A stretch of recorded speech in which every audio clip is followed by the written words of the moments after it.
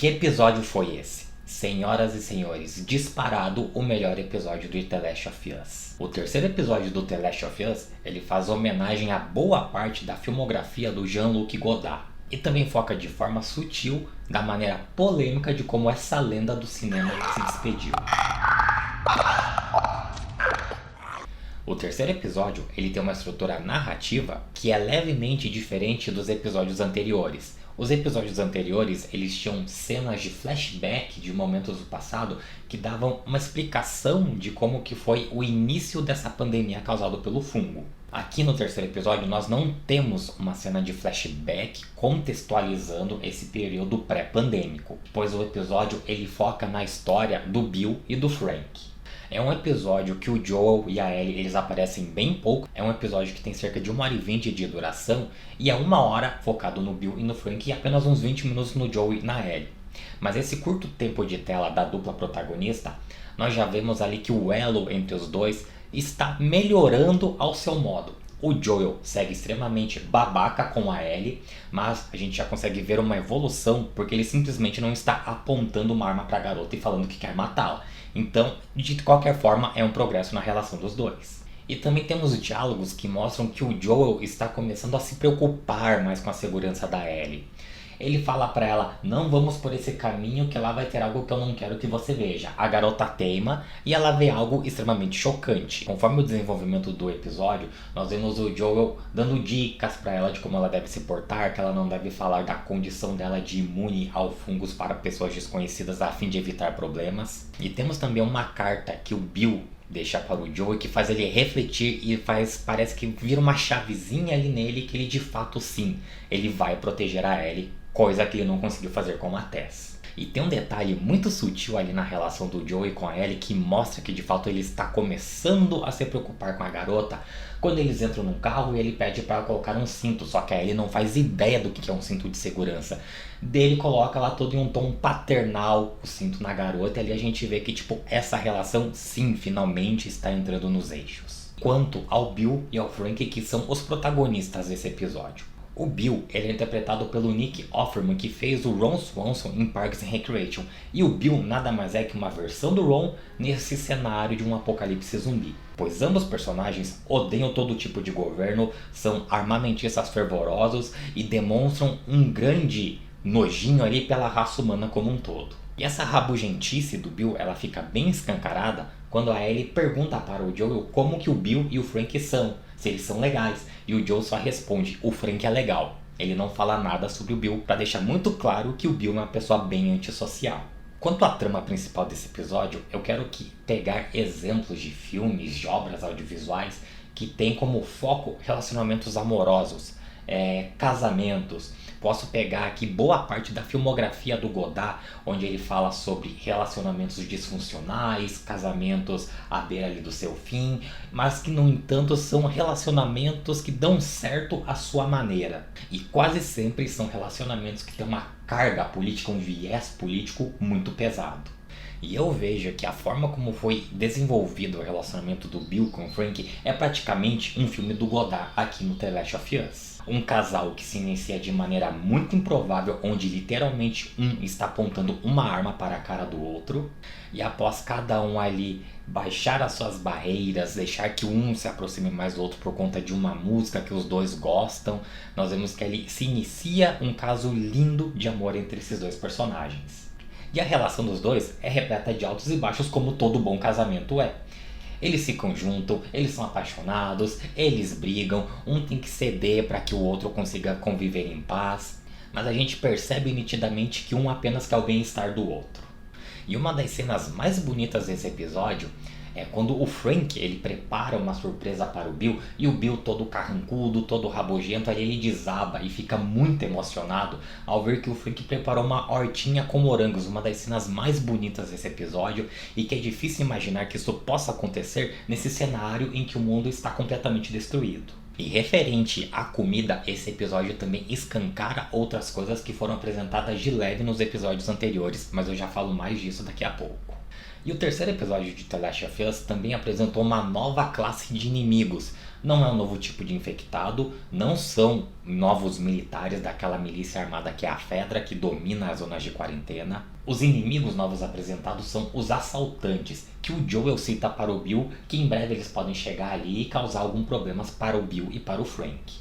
Mas aqui, voltando ainda à relação do Bill com o Frank, toda história de amor, ela tem seu fim, pelo menos o seu fim aqui nesse plano terreno, onde não temos comprovações científicas sobre almas gêmeas que ficam juntas para além da eternidade. E acompanhamos a trajetória desse relacionamento do início ao fim, até o Bill e o Frank eles serem idosos. O Frank tem uma doença ali, né, uma espécie de paralisia que deixa ele extremamente limitado. Até que chega um determinado momento que o Frank pede pro Bill por fim ali, né, ao seu sofrimento. Enquanto o Frank explica como ele quer que essa despedida assistida aconteça, o Frank também pede o Bill em casamento. E aqui tem um ponto extremamente delicado e lindo, que foi um ponto alto nesse episódio. Vamos puxar um pouquinho aqui do histórico, a ambientação em que se passa The Last of Us. The Last of Us ela é ambientada em um mundo que ele se acabou em 2003. E historicamente, em 2003, ainda não existia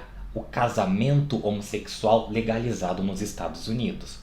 A primeira vez que isso de fato foi legalizado em um estado dos Estados Unidos aconteceu em 2004. Ou seja, o Bill e o Frank eles não vivenciaram esse momento, eles não vivenciaram esse ponto de virada na história. Ou seja, no universo ali do The Last of Us, em 2003, o Bill e o Frank ainda se viam à margem da sociedade. Eles viam que eles não tinham os mesmos direitos que as outras pessoas, que os héteros tinham, que é simplesmente o direito de se casar.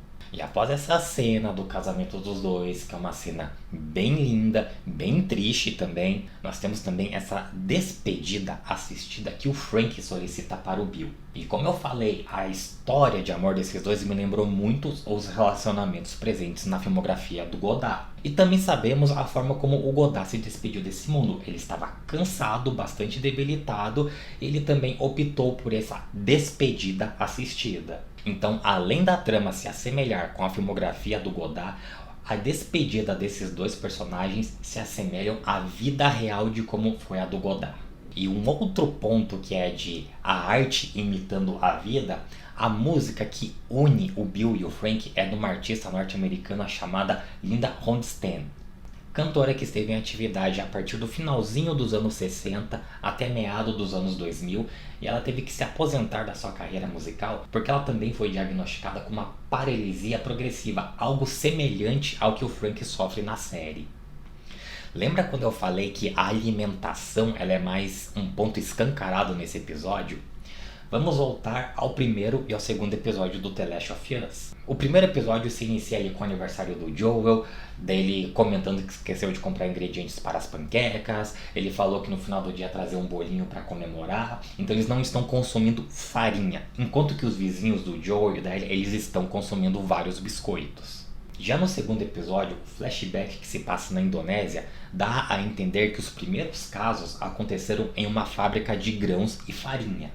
E ainda no segundo episódio, quando a Ellie ela está comendo um sanduíche feito com pão e frango, o Joel e a Tess olham com muita desconfiança para aquilo. No terceiro episódio do The Last of Us, eu vejo que ele faz uma grande crítica a esse consumo preguiçoso e nada nutritivo desse excesso de grãos e farinha que é a base da alimentação de muitas pessoas. Porque nós vemos que o Bill, ele cultiva o seu próprio alimento. Nós vemos ele colhendo cenoura, nós vemos ele tendo criação de coelhos e de galinhas, e posteriormente nós vemos que o Frank também está plantando ali morangos para eles.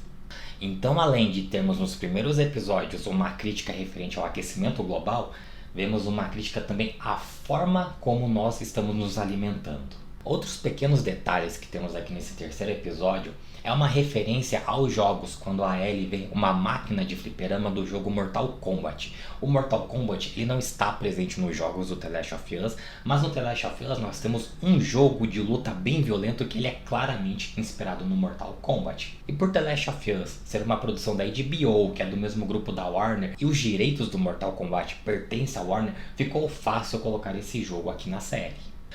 Nesse episódio, ouvimos a música On the Nature of Daylight, uma composição que é do Max Richter, que é uma música que já tocou nos filmes A Ilha do Medo, Os Desconectados e A Chegada. E nesses filmes e também The Last of Us, Cada vez que essa música foi tocada, ela desperta o mesmo sentimento, uma tristeza que é reconfortante.